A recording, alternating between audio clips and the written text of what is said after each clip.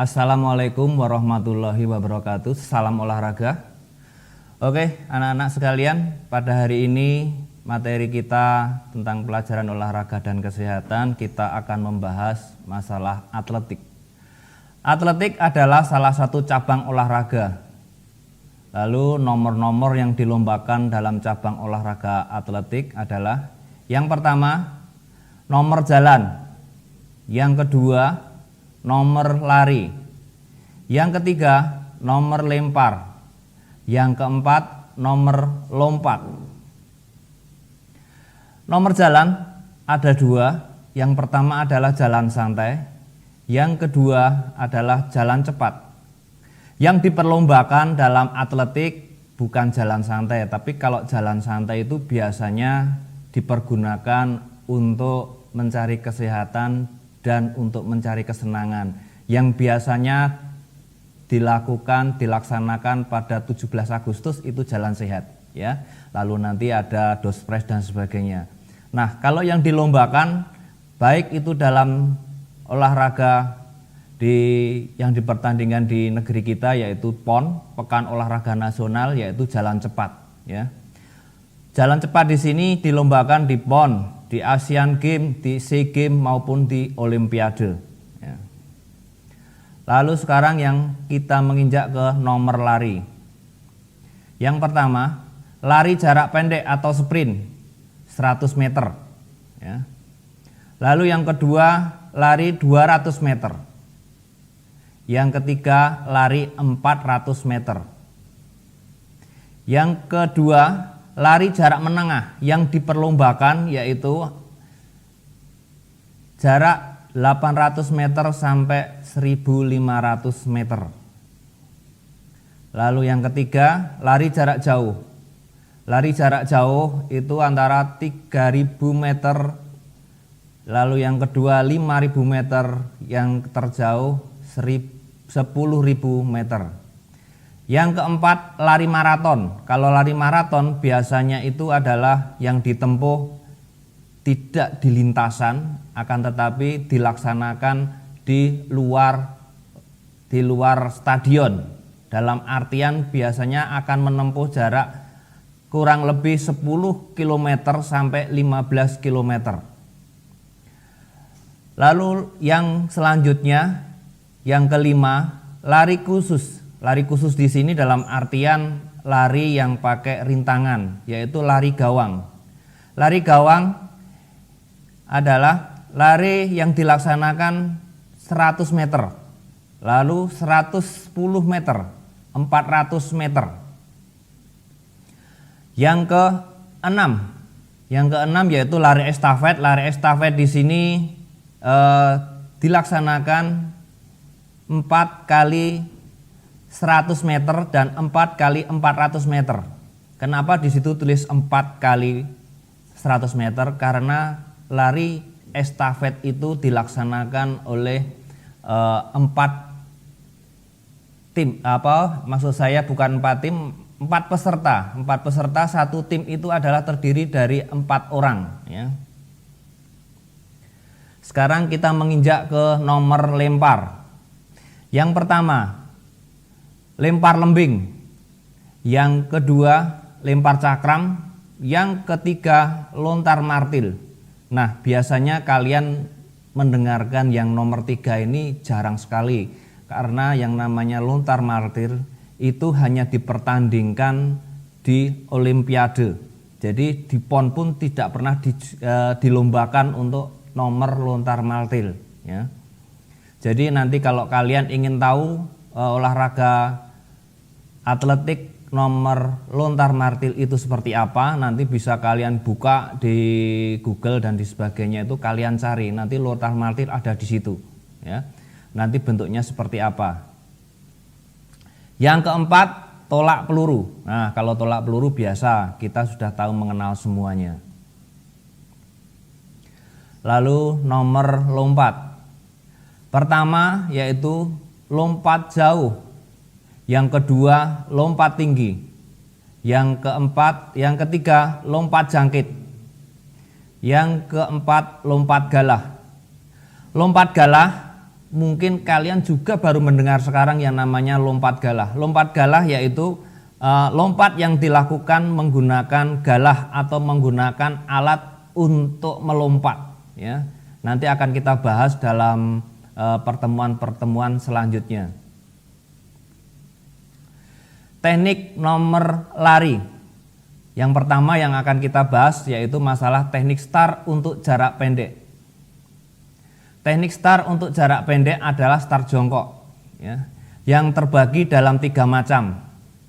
Yang pertama start pendek, yang kedua start menengah, yang ketiga start panjang. Dalam artian start pendek itu adalah tarikan atau posisi kaki. Start menengah juga sama, nanti diposisikan seberapa kaki itu jaraknya antara dekat dan jauh dengan kaki tumpu yang satu dengan yang lain. Prinsip latihan start jongkok pada lari jarak pendek.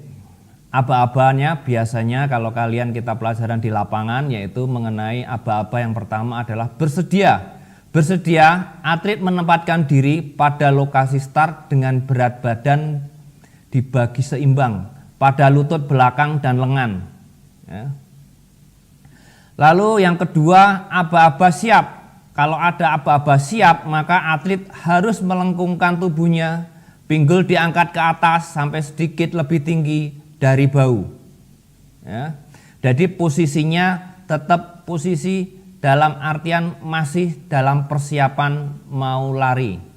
Yang ketiga, pada aba-aba ya atau bunyi pistol. Kalau biasanya kita kalau di pelajaran biasanya kita pakai aba-aba ya. Tapi kalau di perlombaan resmi, baik itu perlombaan resmi PON, SEA Games maupun sampai Olimpiade, itu pakai bunyi pistol, ya. Kalau sudah aba-aba ya, maka kaki yang berada di depan diluruskan dengan kuat dan kaki yang di belakang digerakkan ke depan dengan dipijakkan kencang sekali, ya, atau kekuatan penuh. Nah, sebelum kita masuk ke teknik melewati garis, saya akan kembali ke prinsip-prinsip latihan start jongkok pada lari jarak pendek.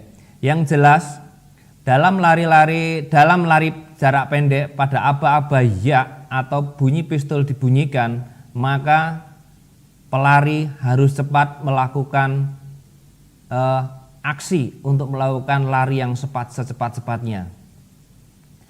Lalu pandangan, ya. Pandangan pada waktu aba-aba iya, maka pandangan itu tidak ke depan, akan tetapi agak ke bawah depan sekitar 2 meter di depan kita, ya.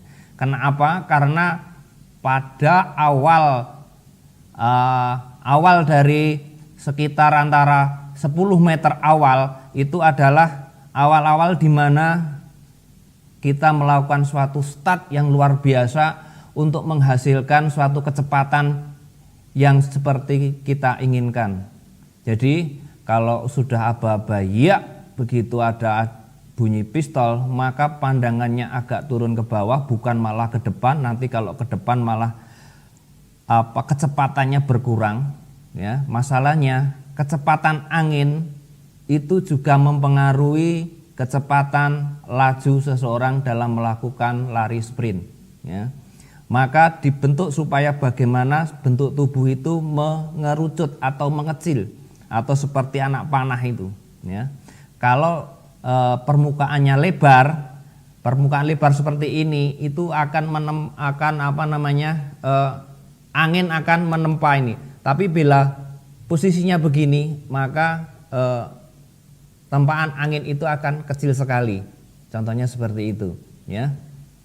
Oke, selanjutnya kita lanjut ke teknik melewati garis finish. Kenapa ini kita bahas? Karena banyak sekali para pelari-pelari, terutama kalian itu, ya, kalau kita melakukan suatu pengambilan nilai lari 100 meter, itu tidak pernah diperhatikan teknik melewati garis finish, ya.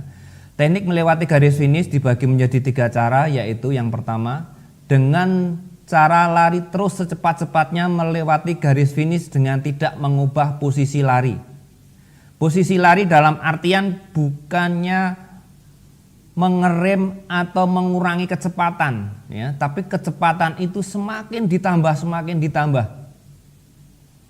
Lalu yang kedua, saat akan menyentuh pita atau melewati garis finish, dada dicondongkan ke depan, ya. Kalau tidak dada condongkan ke depan, diikuti dengan ayunan tangan ke depan, ya, itu jarang sekali dilakukan kalau oleh kalian, ya. Yang ketiga, saat akan menyentuh pita, dada diputar sehingga salah satu bahu maju ke depan terlebih dahulu, ya.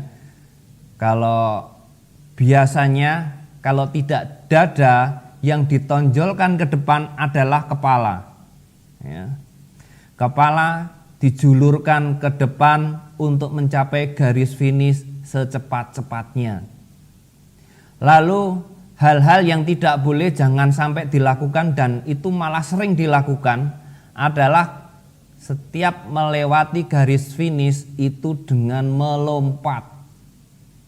Satu. Yang kedua, dengan mengurangi kecepatan karena takut untuk mengalami benturan, jangan sampai. Jadi bila kamu melewati garis finish itu malah badan dicondongkan depan, baunya, kepalanya dijulurkan ke depan untuk cepat supaya mencapai garis finish, ya. Oke. Teknik lari jarak menengah pada umumnya menggunakan teknik start berdiri, kecuali pada lari jarak 800 meter. Ada juga yang menggunakan start jongkok, tetapi jarang menggunakan block start. Block start, dalam artian block start itu kalian mungkin belum pernah melihat, tapi di sekolah kita punya sebenarnya namanya block start, ya. Block start itu alat untuk pijakan kaki melakukan start awal, ya, itu block start. Nanti kalau ada pertanyaan mengenai block start, kalian mesti sudah paham. Lalu start berdiri. Start berdiri untuk jarak menengah itu adalah melakukan start awal berdiri seringan mungkin, ya. Kaki di depan maupun yang di belakang itu sama saja, kaki kiri, kaki kanan, nggak masalah. Yang penting dalam kondisi yang rileks. Yang selanjutnya yaitu teknik lari jarak jauh, ya. Teknik lari jarak jauh itu biasanya kita menggunakan start berdiri. Lalu teknik lari jarak jauh yang paling utama adalah kemampuan di mana seorang atlet itu mengkondisikan kondisi fisiknya, ya. Bukannya di awal itu kenceng, tapi di awal itu adalah mencari di mana irama gerakan kaki, lalu hembusan nafas, keluar tariknya nafas. Itu kalau sudah seimbang, maka teknik lari jarak jauh yang pertama adalah menstabilkan diri. Lalu sudah sampai jarak pertengahan, kalau jaraknya kemungkinan 1000, ya, 1000 meter. Kalau sudah menginjak ke 500 meter, maka kecepatannya mulai ditambah. 75% jarak tempuh yang sudah ditempuh, maka kurang 25, maka kecepatan semakin lama semakin ditambah, ya. Jadi untuk lari jarak jauh itu malah beda dengan lari jarak pendek. Kalau jarak pendek itu awal harus kencang-kencangnya sampai garis finish. Tapi untuk jarak jauh, awal itu harus dilakukan serileks mungkin, ayunan kaki, langkah kaki, nafasnya seimbang. Iramanya sudah terbentuk, irama sudah bisa didapat, maka baru kecepatan ditambah sedikit terus, ditambah. Seperempat akhir dari jarak yang akan ditempuh, maka kecepatan harus penuh. Itu teknik lari jarak jauh. Kalau teknik seperti itu tidak dilakukan, contohnya seperti pelari awal langsung kenceng, langsung cepat, biasanya tidak akan tenaganya habis seduluan sebelum menyentuh garis finish, ya. Lalu yang selanjutnya yaitu mengenai lari estafetnya. Di sini lari estafet yang dilombakan adalah nomor 4 kali 100 meter dan 4 kali 400 meter. Setiap tim terdiri dari 4 pelari. Ya, dari setiap tim terdiri dari 4 pelari. Nah, di sini 4 pelari posisinya bagaimana? Pelari pertama itu seharusnya yang pelari yang bagaimana? Nah, itu adalah merupakan strategi tersendiri nanti seorang pelatih itu menempatkan seorang pelarinya. Lalu yang kedua, operan tongkat. Operan tongkat atau pergantian atau peralihan tongkat dari pelari yang pertama, pelari yang kedua, pelari yang kedua ke pelari yang ketiga, pelari yang ketiga, pelari yang keempat. Itu ada 2 cara. Yang pertama adalah visual atau dengan melihat ke belakang, ya. Dengan melihat posisi ke belakang temannya yang akan memberikan tongkat. Yang kedua, tekniknya yaitu non visual atau tidak melihat. Dalam artian bagaimana? Sebelum pelari itu jaraknya dekat sekitar 100 atau 200 10 atau 20 meter. Itu kita lihat dulu, setelah jarak sekitar 4 langkah maka kita sudah tidak melihat ke belakang, tapi lihat kita adalah ke depan. Tangan dijulurkan ke belakang, tidak usah melihat pelari yang ada di belakang kita. Nah, kalau visual itu adalah saling menyesuaikan, ya. Pelari yang pertama melihat ke pelari yang kedua. Kalau non visual itu yang menyesuaikan adalah pelari yang memberikan tongkat estafet, ya. Lalu yang teknik yang ketiga, pada estafet 4 kali 100 meter, pelari 3 zona pengoperan atau masing-masing berjarak 20 meter. Ya. Jadi pergantian tongkat, peralihan tongkat dari pelari yang pertama ke pelari yang kedua itu jaraknya sekitar 20 meter. Ya. Jadi itu namanya zona pemberian tongkat. Kalau pada lari estafet 4 kali 400 meter, pelari berlari pada jalurnya hanya pada putaran pertama dan tikungan pada putaran kedua. Ya. Kalau sudah lepas dari itu maka tidak perlu pelari itu di jalurnya.